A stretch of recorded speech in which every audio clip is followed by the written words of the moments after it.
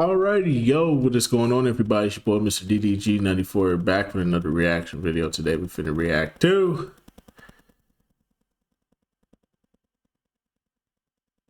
Royal Rumble 2025. Oh boy, we gotta get into it. I haven't talked about it yet. It's about that time. Without further ado, let's get right into it. The road to WrestleMania is on. Throughout the last couple of weeks, we've had clues and teases as to how the event of WrestleMania will shape up. However, it's never more clear than the Royal Rumble. Will Cena get his third Rumble win? Will Punk get his WrestleMania main event? There's a lot of excitement for this event, unlike the last ones. Sort of gives an optimistic feeling heading into WrestleMania. But with that said, This was the most stacked Royal Rumble in a long time. Think about the last time we had a stacked Royal Rumble. Think about it. The last time we had a Royal Rumble where top tier guys were in it. The last time top tier guys was in it, it was probably like 2009. 2009, I want to say. That was probably the most stacked one. Yeah, think about it. Shawn Michaels, Triple H, Randy Orton, Undertaker. The list goes on and on and on and on and on. I mean, obviously you got the early 2000s, you got those Royal Rumbles, but come on, bro. All the Royal Rumbles, this had to be one of the most stacked ones with like top tier guys for sure. And for an underdog to come out on top, that says a lot, bro. This was I'll speak about it at the end, but still, this was a stacked Royal Rumble. Let's get into it. Okay, Stephanie McMahon came out for the first time since WrestleMania to introduce everyone to the show. She appeared on SmackDown, I believe, last night, but this was her first appearance on the stage or in the ring. The first match on the show was the Women's Royal Rumble match. For a Rumble, the build for this match was horrible and doesn't remind you of the value of this match. This Royal Rumble was terrible. Only because of who won. Only because of who won. Oh, I wish I had my memes, bro. For the love of God, please. Damn! Damn! What more do you want from me? What more do you want from me? This shit is terrible, bro, because you had so much talent in here, but yet who goes over? None other than fucking Charlotte. And why the fuck was Nikki Bella number 30? Can somebody please explain that to me? Who the fuck is asking for Nikki Bella? Get the fuck out of here, bro. a title match at WrestleMania, because that's what they should have done here. The whole build should have been centered around the WrestleMania title shot. There wasn't much attention on this match for the last few weeks. Io and Morgan started things off. One thing I noticed is that a lot of the talent was over. The woman had some crazy reactions from the crowd, and they had this ESPN's bar on the bottom. For some reason, it annoyed me, but it's not a big deal. Chelsea Green was out here celebrating like she threw out all four of them named Muhammad Hassan her. It wasn't 100% Hassan though, because they would have eliminated her in that moment. It's nice to notice that they didn't need to pad this with the older woman because WWE had more depth and talent. The older Rumbles lacked stars and they had to use a bunch of them from NXT.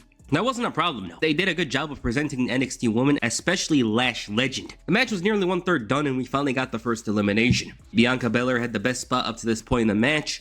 They tied the title story between Ivy Nile and Lyra Valkyria into the match, which I thought was good. PFC had their moment of dominance. Maxine Dupree had a huge reaction her entire run in the match. It was like some of the most engaging stuff for the crowd during this Royal Rumble match. PFC were thrown out right at the same time, and Chelsea Green was basically the main character for these couple of minutes, but of course it didn't end well for her. Jordynne Grace officially made her WWE debut, and this was her second Rumble, just want to mention that. Her first as a WWE wrestler, so technically you could call it her debut. She went crazy here, looked very resilient and strong. Alexa Bliss returned and that crowd reaction was wild. This was her first appearance in about 2 years. Yep. Even if you told me Alexa Bliss would return here, I would never actually expect her to get that kind of reaction. She had the return boost here and looked strong for a couple of moments, as is with the Royal Rumble.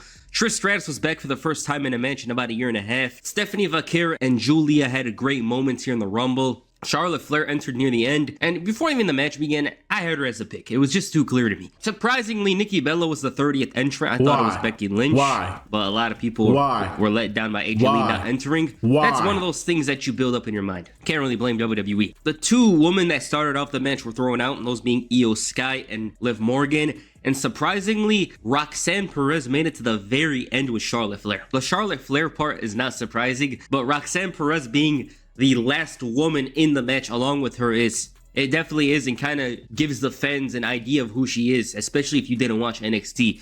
But in the end, it was Charlotte Flair who won the match. I like this Rumble a little bit more than others. I saw some people be disappointed by it as time went on, because it started off very hot. It was very exciting initially, but it kind of felt like it was average later on. Other than that, I did enjoy this match. It's a Royal Rumble. It's kind of easy for me to enjoy, but I liked it more than last year's. Last year's women's match, I didn't like it as much as this one. Charlotte Flair as a winner is not surprising in the slightest. They should have just let her return here and win it. People were going to be disappointed anyways because it's Charlotte and she's always in the title picture. But we haven't seen her around in a long time, so there's that. It really looks like it's going to be Tiffany Stratton. Really makes sense a lot. She was my pick ever since they announced her as a Rumble entrant. Yeah, this is a solid Royal Rumble. I enjoyed it for what it was. There wasn't much that I had a problem. You already knew what it was when they was promoting the shit out of her. They was promoting the shit out of her because they was going... But I'm thinking like... I had a feeling she was going to be in the top 2, but I thought she was going to get thrown out.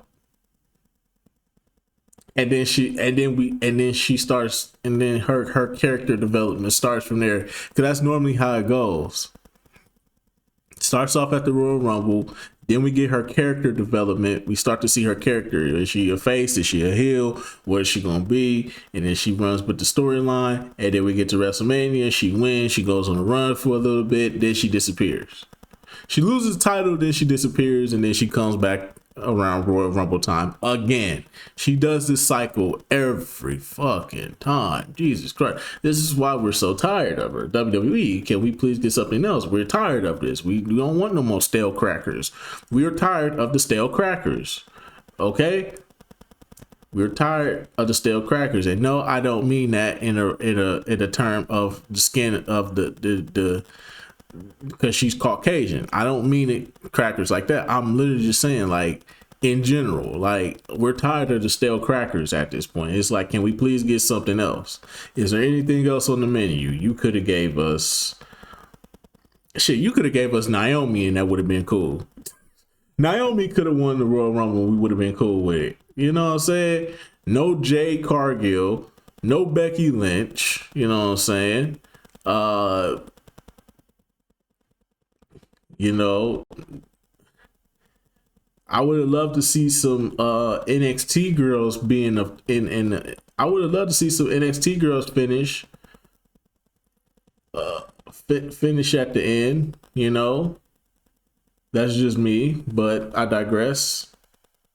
But anywho, here. I low-key hate the way Bianca, Liv Morgan, and Io were eliminated. I despised it because when it comes to the women's Rumble matches, one thing I notice is that even if you're a top woman, they don't sell your elimination well. I remember Sasha Banks a couple of years ago was eliminated like she was a jobber when half of the people considered her the contender to win the whole Royal Rumble. Becky last year as if she wasn't even close to challenging for the title, which she did. Belair is always someone who should be around near the end. I never understood why she wasn't in the Final Four, because if it's Charlotte or Rhea Ripley, all of a sudden we care about how they're presented in losses. Even Liv Morgan. I wasn't a big fan of her title reign, but she held the title for a long time. You'd expect her to feel more prominent. Yeah, she lasted long, but that's it. The strangest thing about this entire match is the fact that Jade Cargill wasn't around. They built this story of her being attacked by a mystery attacker, yet haven't explored it much. Maybe they're saving it for later on to make it much bigger. But the Royal Rumble could have been a great place to actually do it. The next match was a 2 out of 3 falls match for the tag team championships. DIY defend the gold against the Motor City Machine Guns. Sabin and Shelley feel betrayed by DIY, who sold their souls for the titles. The heels were presented as sleazy and dirty heading into this one, but it was way more apparent during the match. These guys were sneaky and always had the referee distracted, while the challengers shined. I ain't gonna lie. This was supposed to be a bathroom break match. And then this turned into a wait, hold on, they cooking, hold on, bro, they cooking, hold on. This was supposed to be a bathroom break match because nobody cared about this, but they was actually cooking here. I ain't gonna even hold you, but they did their thing. I love DIY logic in the match. I like how they fake tags, they pump fake tags and made it seem like, oh, they tagged and they really didn't. and they would confuse they was confusing their opponents and doing like certain tactics to keep an advantage. Like that was like this different type of wrestling. This is the type of wrestling I like, when you could be different and use different logics and really show your heel status without, doing the typical heel shit. Like they went outside the box on this one, and it was good, bro. They was cooking on this one though. Definitely, both teams definitely was cooking on this one for sure. I thought this was a bathroom break match, but nah, they was cooking here. I ain't gonna even hold them. They put their best foot forward. Good match. Initially, the heels outsmarted Motor City Machine Guns with a fake tag to win the first fall. It was very tough for Shelley and Sabin, especially because the heels had the edge and were dominant, but their high flying skills brought them the much needed opening to respond to the first fall with Skull and Bones to make it 1-1. The fans were into this match, and why wouldn't they? There was exciting spots and near falls. It was enjoyable. The fans weren't really into it initially, but these guys fought super hard to get them invested. I just had to add that there. It's very important. And then the Street Profits interfered because they wanted to make their mark on the tag team division. They cost the Motor City Machine Guns the belts. I thought this match was very good, but it's unfortunate that it took the crowd until the end to actually care about the talent. The Street Profits are back in the title picture, which is much needed because I started to forget about them. They deserve it, and they actually have an edge now, As faces, they were lacking a little bit, but now that they're pissed, they're furious, they're coming out all angry with a crutch. Maybe there is something there with them. The next match was a ladder match for the undisputed WWE Championship. Cody Rhodes defended the gold against Kevin Owens. Alright, this one had been built up for about 4 months now. It's been very intense, very aggressive. They had a lot of back and forth on the mic, but it's come down to this. Now, heading into this one, they went crazy on this one. Definitely 10 out of 10. Definitely a 10 out of 10 match right here. They went crazy. Storytelling, violence, everything good. I love this. It reminds me of the Drew McIntyre CM Punk Hell in a Cell match, but this time it's a TLC match. This was really good. I like this. I kind of thought it was odd that there was a ladder match, but whatever. Once the bell rang though, I personally wasn't really a fan of this match. Watching it, it felt like they were wrestling in a super slow way, which I didn't really expect for a ladder match. Despite that, though, these two actually sold the match well. They made it seem like a grueling challenge, not just the challenge of said opponent, but also the fact that there's ladders involved. It felt very intense, and it was a match you were going to consider one that was going to take a lot out of both men. That's what it was. I didn't really care much about it for the first half. The end was where it got better. These two are going crazy. KO with the package pile driver on a ladder. It looked like it took a lot out of Cody Rhodes.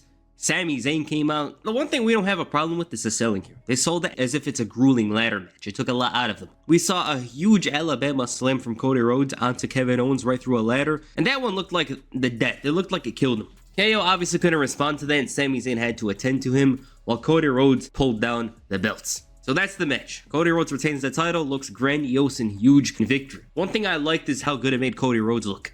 Like, obviously, Kevin Owens wasn't going to win this. He was not going to win this, not even close. I don't even think anyone even imagined he'd win this match. But for Cody Rhodes, he looked like a big hero here. The fact that he had to deal with Kevin Owens in these ladders, everything about it, it felt fulfilling. It felt like he finally got this monkey off his back and is off to other things. But I straight up wish this was a no disqualification match. Just something that didn't involve ladders too much, because that would have given them more freedom to do something.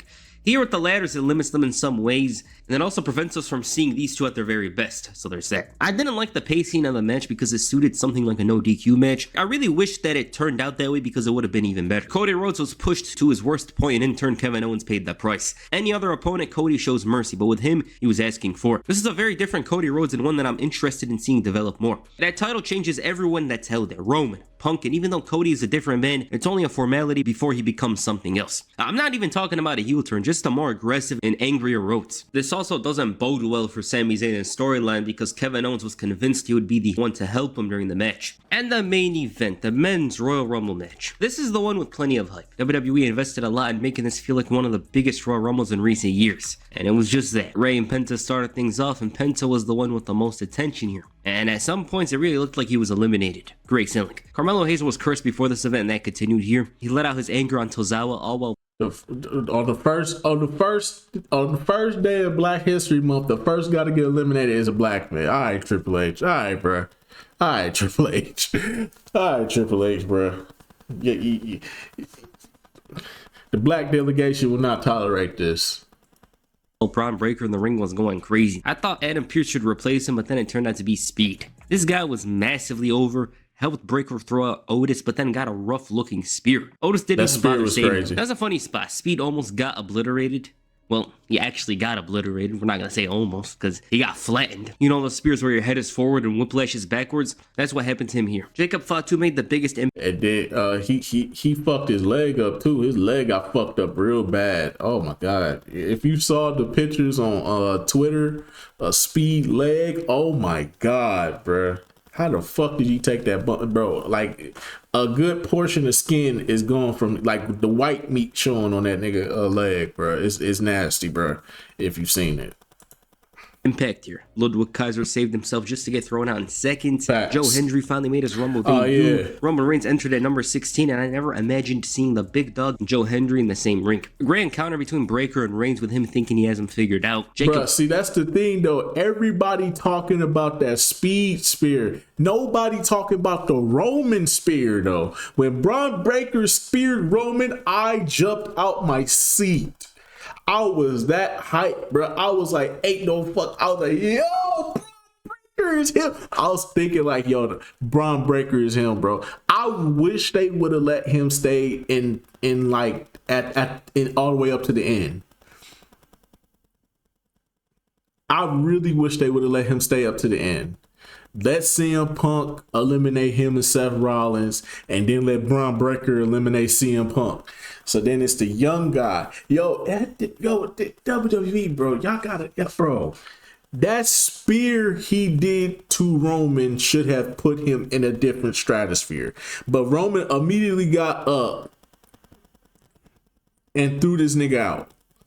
And I hated that, because that spear that Braun Breaker gave Roman was nasty. And the fact that he just instantly ate that shit and got up and threw him out the ring, nah, bro. I hated that, bro. I hated that. That was a bad moment for me, because you ruined all the momentum right there. Braun Breaker gets the biggest spear on Roman. You have to sell that. You have to sell that spear, bro. That is a big moment for that young man to spear Roman the way he did, because he came out of nowhere and said boom, and he didn't sell it. I'm like, come on, dog. Typical. Too typical, bro. They should have made him sell that, made him look good, bro. He should have lasted all the way damn near to the end, bro. Fatu and Roman Reigns tease Drew McIntyre finally confronting the big dog. It was electric. Finn Balor came out with a new song and zero reaction. It was kind of sad. Penta had a great showing, but it was thrown out by Balor after 40 minutes. AJ Styles returned with his old theme song, which was great, and the fans were happy to see Styles back. Braun Strowman came out with a vengeance and eliminated Fatu right before John Cena entered at number 23. Then we got CM Punk coming out. This was crazy. Seth Rollins followed up, and watching this was very star-studded. Drew was instigating a lot and even got Jay to eliminate Sami Zayn at one point. By accident, of course. Logan Paul entered at number 30. McIntyre surprisingly got eliminated by Damian Priest, and maybe they'll set up something, even though both men are on different brands. There's a rumor going around that Drew lost it and walked out of the show, stormed out in anger, but I don't even know what that's about. Apparently he's pissed off that someone did too many moves in the Rumble match. I don't know if that's true, but who cares? Logan Paul thought he's Kofi Kingston. LA Knight threw out Priest, and at this point the ring was getting empty. Paul eliminated AJ Styles, and unlike the Priest and Drew thing, I'm convinced he's going to be AJ Styles' WrestleMania opponent. It just makes too much sense. Roman and Seth interacted once again for the first time in about a year, all for CM Punk to throw both of them out, followed by Logan Paul eliminating him. This led to an intense turn of events with the Shield guys and CM Punk going insane. It was actually Rollins and Punk going insane. More so, they lashed out on each other, and Roman Reigns was the one who suffered the most. This confuses me a lot. It's so confusing because how does a three-way work if they're even going to do it? The final two ended up being Jey Uso and John Cena. We all knew how it would go. I mean, was it going to end any other way? First of all, this is the most random final two ever. Not because of John Cena, but because of his opponent. Jey Uso? But we all know who was going to win. Jey Uso won. Wait, Jey Uso? What? This is the most shocking Royal Rumble result ever. I was amazed they actually followed through with it. Jey Uso didn't even feel like a huge threat last week, yet now they made him the winner. I'm more confused after the Rumble than I was before. And this is supposed to be the event that answers all your questions heading into WrestleMania. Yeet, man. The thing is, Jey is incredibly popular now and he sells a lot of merch. It's just, whenever someone's in the main event, they need to show. You gotta push him to the moon, man. I like, bro, you gotta push him to the moon. We gotta try something new, man. like I said, man, you can't keep eating the same old stale crackers all the time, man. Eventually, you're gonna want to change your palate up, man. You know what I'm saying? I understand. I understand Cena. I understand it's Cena's last run. Why not give him the Royal Rumble win? Why? Because he won it twice, and there was too much talent, and it would have been too predictable. This is the thing I don't get about wrestling fans, bro. Last year, it was too predictable. Cody Rhodes won last year. It was too predictable. Why Cody had to win? Why didn't let CM Punk win? Man. Why Drew couldn't win? Man. You know what I'm saying? Like, last year, it was too predictable. Then this year, they stacked the deck and give you one of the most unpredictable Rumble outcomes. Letting Jey Uso beat John Cena to go on to WrestleMania.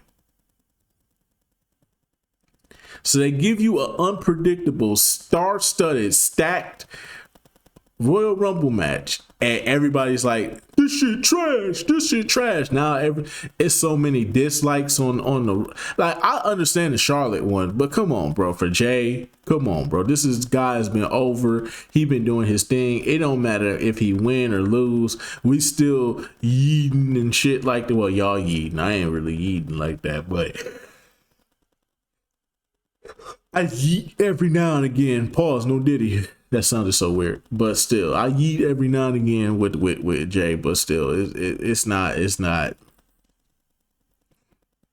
He's over. He sells merch. He's over. Let's let the new cash cow succeed, bro. Because if Roman won, y'all would have complained. If John Cena would have won, y'all would have complained. If Seth won, y'all probably would have been like, okay. If Drew would have won, y'all probably wouldn't have had no problem with it. If Sammy won, y'all would have jumped out the gym for that. If Sammy won, if Punk won, y'all probably would have been like, yeah, CM Punk. And then some of y'all would have probably been like, nah, man, it should have been Cena. It would have been 50-50 on Punk. So I'm saying, though, it's like they do probably one of the most unpredictable things ever by giving you Jey Uso. I don't have a problem with it. I love this Royal Rumble. This was a great Royal Rumble. It was stacked. It had some of the best moments.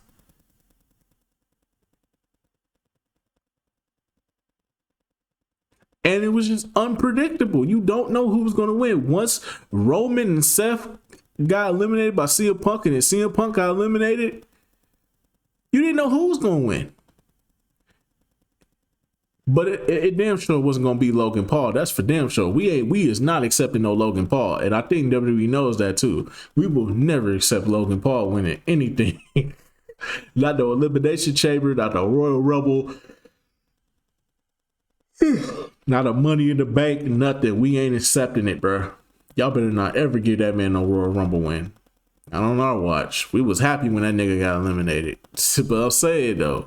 I don't have a problem with it. I think this was good. I think Jay winning the Royal Rumble was a great pick.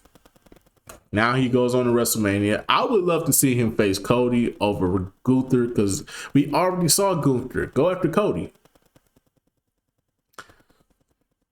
That's just me though. But anyways though, let's get back into this.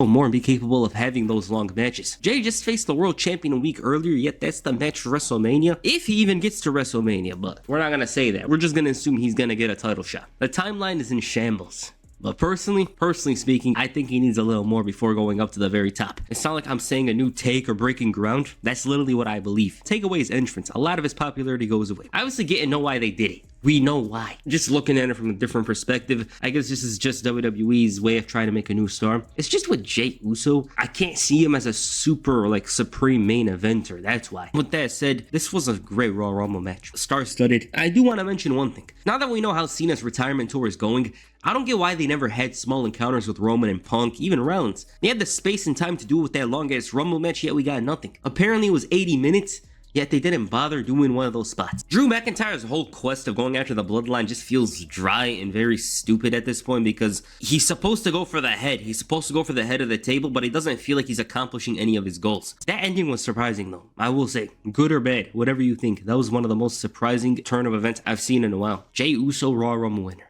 Never thought I'd see it. I was actually like him. Maybe Rock will come out number 31.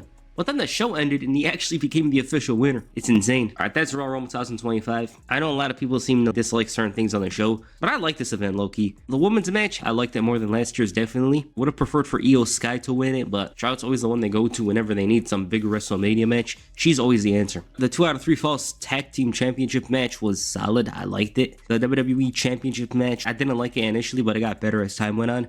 Those two went insane. They hurt each other, they damaged each other, and it sold the match well. That's how you sell a match. Because at the end of the day, this was about the WWE Championship, and it showed with their performance. And Cody Rhodes came out of it looking like he actually deserved the match and the title. It was great. And of course, the main event was good. It's just like Jey Uso is crazy. It still surprises me that he actually won the Royal Rumble. I'd put Braun Breaker, I'd put Drew, I'd put CM Punk, John Cena, even Roman again. I'd put Roman again, Jacob Fatu, all these guys over Jey Uso. I would never even consider the possibility of Jey Uso winning, but he did. It's crazy, so yeah. Alright, what'd you guys think of the Royal Rumble? Please comment down below, and that's it for this video. Make sure you hit the crossroads on the like button, and perhaps the AA on the subscribe button. Peace, I'm out. Alrighty, man, that's just gonna about do it for the hey, whoa, hey.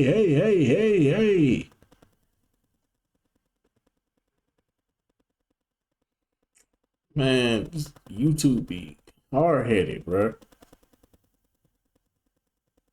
The road to WrestleMania is on. Throughout the last couple of weeks, we've had... Alrighty, man, that's just gonna about do it for this one, man. I will see you all in the next video. Most definitely, I think that the Royal Rumble was good.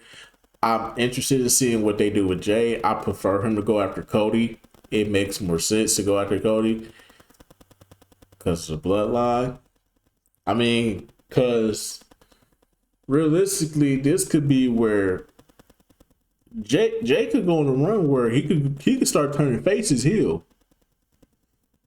Because if you turn faces heel, because think of, I'm hoping that we get a heel John Cena down the line while this is his last run. I hope we get a heel Cena. I hope we get a Hollywood Cena. That's just me though. I just for one time, just one time only, man. This is his last run. Let's make it go out with a bang. Give us a mini heel run, bro. It can be for like one pay-per-view, and then he goes right back to regular old John Cena. Bro, I would love to just see a heel Cena one more time, bro. Just one more time. But anyways, that's just gonna about do it for this one. I'm interested in seeing what they do with Jey Uso going forward.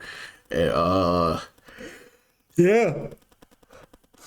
I'll see you on the next video. Till then, peace out.